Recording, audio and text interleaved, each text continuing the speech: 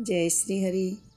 आइए हम सुनते हैं रमा एकादशी व्रत की कथा और महात्मा। कार्तिक मास के कृष्ण पक्ष की एकादशी रमा एकादशी के नाम से जानी जाती है। रमा एकादशी महात्मा। धर्मराज युधिष्ठिर बोले कि हे भगवान, अब आप मुझे कार्तिक मास के कृष्ण पक्ष की एकादशी की कथा सुनाइए।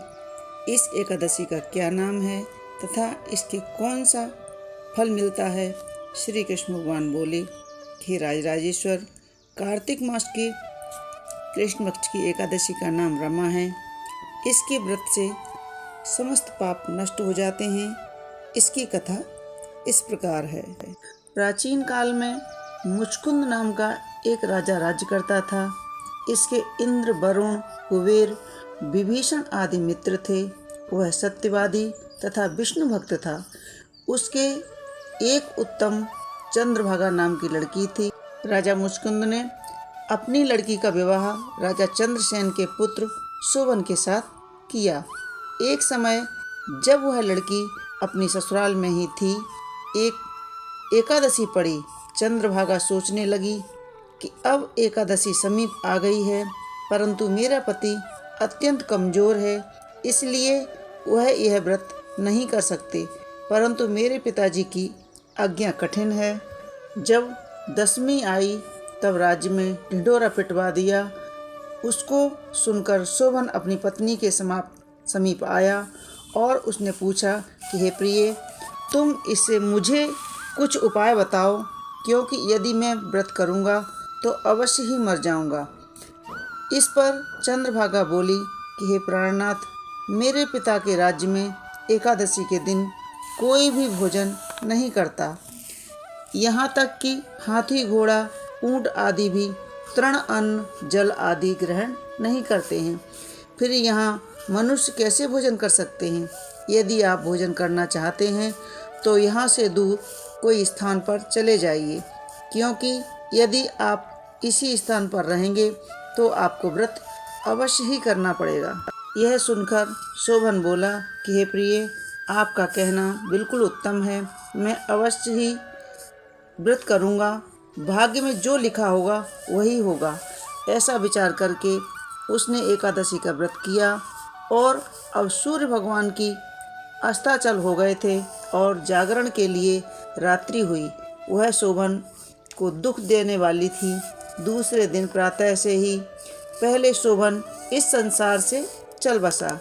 राजा ने उसके मृत शरीर को दहन कर दिया।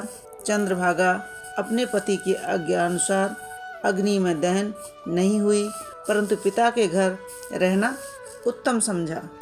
रमा एकादशी के व्रत के प्रभाव से उसे मंदराचल पर्वत पर धन धान्य से युक्त तथा शत्रुओं से रहित एक उत्तम नगर प्राप्त हुआ।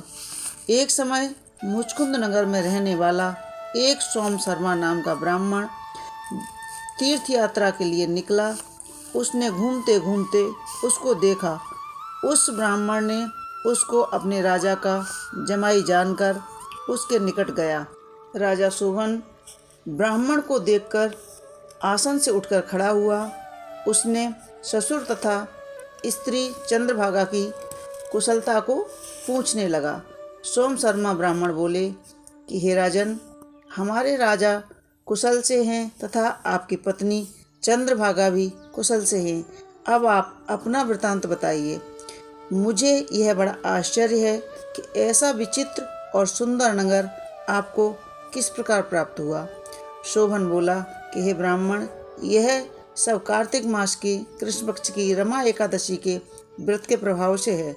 इसी से मुझे यह अनुपम नगर प्राप्त हुआ है, परंतु यह अध्रुव है। इस पर ब्राह्मण बोला कि हे राजन, यह अध्रुव क्यों है और ध्रुव किस प्रकार हो सकती है, आप मुझे समझाइए। मैं आपके कहे अनुसार ही करूँगा। आप इसमें किंचित मात्र भी झूठ न समझें। शोभन बोला कि हे ब्राह्मण, मैंने श्रद्धापूर्वक व्रत किया था, उसके प्रभाव से मुझे यह नगर प्राप्त हुआ। इस वृतांत को राजा मुचकुंद की पुत्री चंद्रभागा से कहोगे तो वह उसको ध्रुव बना सकती है। ब्राह्मण ने वहां आकर चंद्रभागा से समस्त वृत्तांत कहा। इस पर राजकन्या चंद्रभागा बोली कि हे ब्राह्मण, आप मुझे वहां उस नगर ले चलिए। मैं अपने पति को देखना चाहती हूँ। मैं अपने व्रत के प्रभाव से उस नगर को ध्रुव बना लूँगी।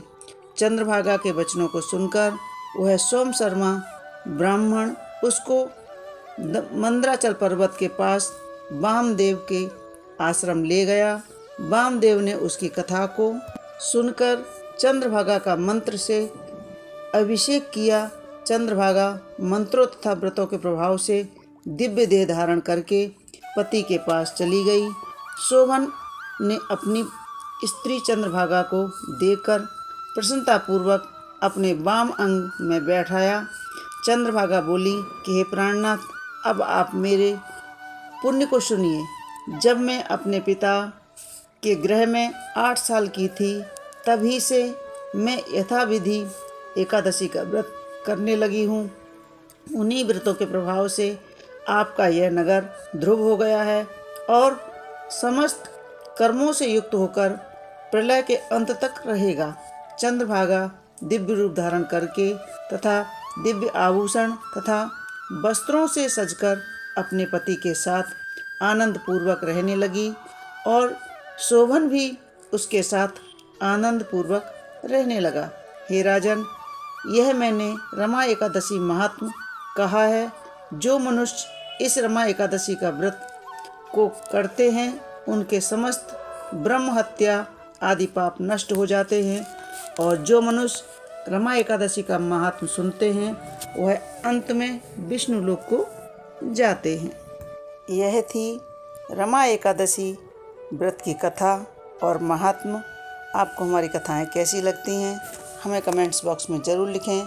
अगर आप हमारे चैनल पर नए हैं तो बेल आइकन को दबा करके नोटिफिकेशन ऑन करें ताकि आने वाली कथाएं हम आपको इसी तरह सुना सकें।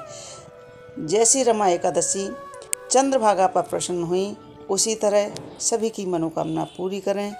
इसी तरह हम सब पर कृपा दृष्टि बनाए रखें।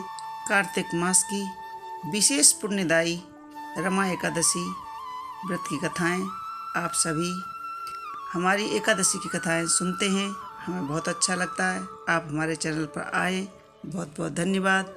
जय श्री हरि।